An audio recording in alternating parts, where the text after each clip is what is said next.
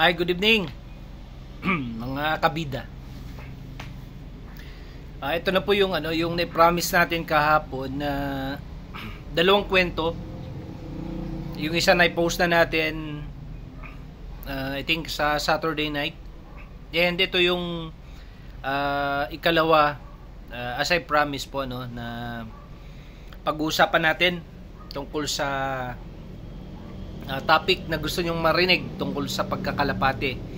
Particularly, ang tanong, sino ba ang mas magaling na pangarerang kalapati?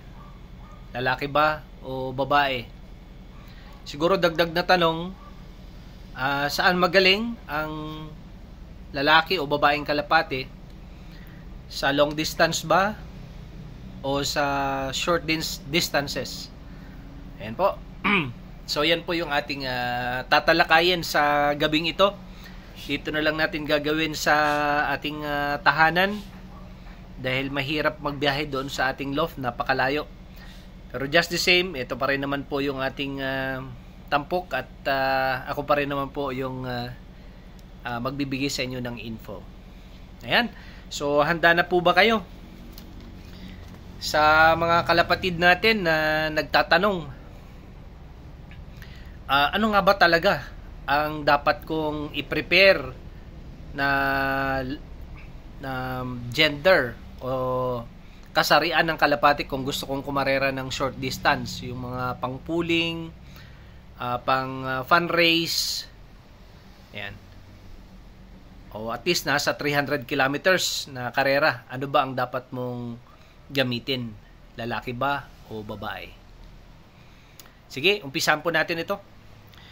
Ayon po, ito pong aking mga sasabihin sa inyo ay ayon po sa datos, ayon sa ating research. Ito po ay mga bagay na hindi po katang-isip lamang, but ito po ay galing sa datos. Bilang isang researcher po, hindi po tayo pwede na basta-basta na lang din magbigay ng information na subjective o yung gusto lang natin sabihin. Dapat lahat ng sinasabi natin as much as possible ay may pinaghuhugutan, may pinanggagalingan, at dapat yan ay yung data o datos, no? Evidence-based ang tawag po dyan sa salitang Ingles. May ebidensya. Yan. So umpisan po natin sa international bago tayo pumunta dun sa local. Doon muna tayo sa pandaigdigan bago tayo pumunta sa panglokalan na usapan. Okay po. Number 1, ayon po sa mga pag-aaral o sa mga lumabas po sa ating research, wala pong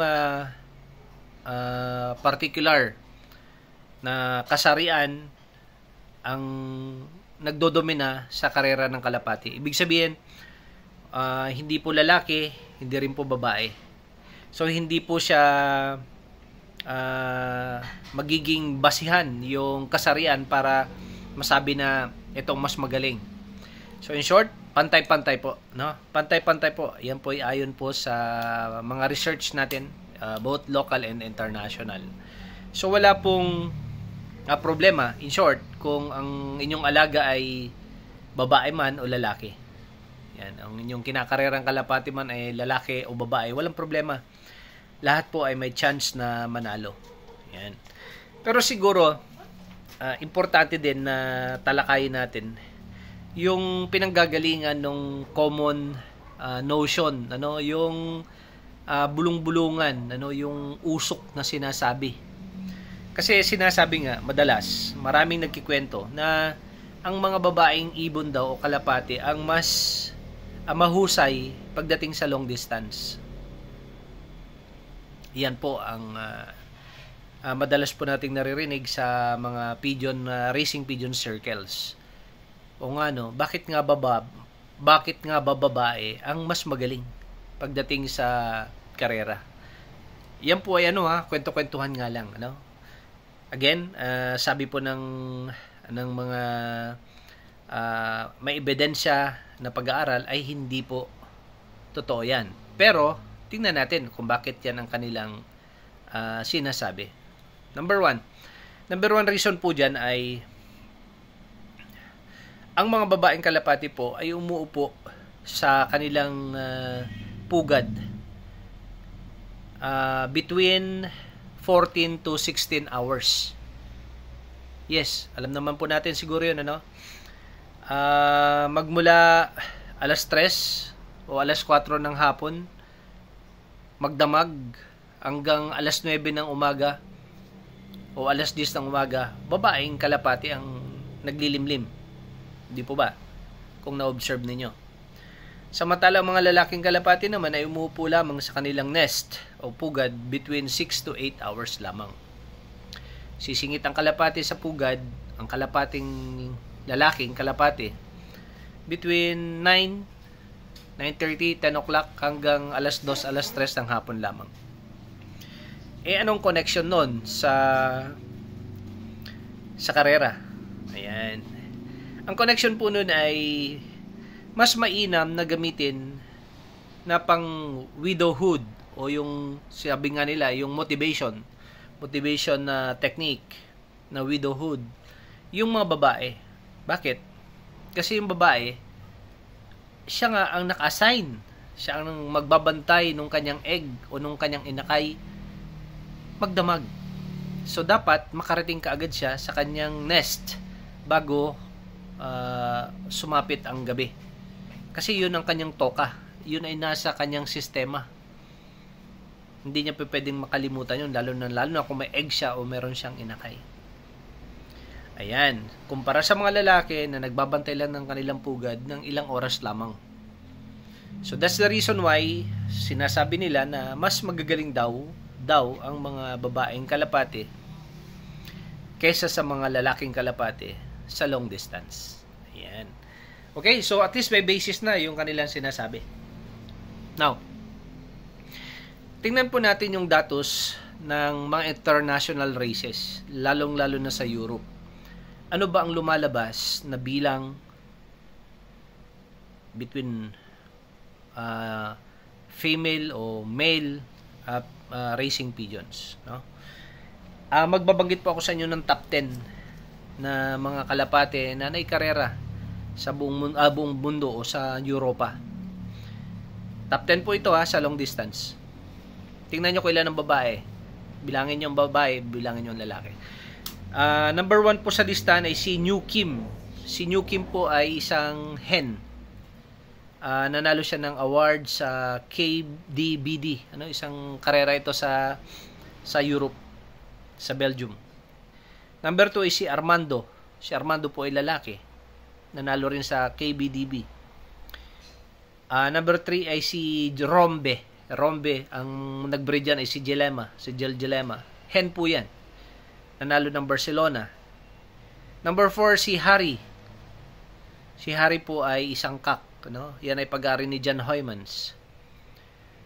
Number 5, si Sedna. Si Sedna po ay isang hen. Pag-ari ni Josh Tony. Nanalo sa Narbonne. Number 6, si Blickshim. Isa pong kak yan na ibo ni Gabi Banedabel. Number 7, si Swartgood o Swartgoud. Gelema bird din po yan, isa pong kak. Number 8, si King of Rome. Ano po? Nilipad ng ibon na to nasa 1,200 miles from Rome to England. Kak po yan. Number 9 is si Decline Kak. Si Decline. Isa ring kak yan, Barcelona ang kanyang tinapos. And number 10, si Invincible Spirit pala. Invisible Spirit. Na isang Van Bruwen. Kak din yan. So, kung susumahin natin, 7 against 3. 7 kak, 3 inahin. So, mukhang mas marami yung kak. But then again, gaya ng research natin, ayon sa ating nabasa, hindi po kasarian ang magsasabi ng husay ng kalapate.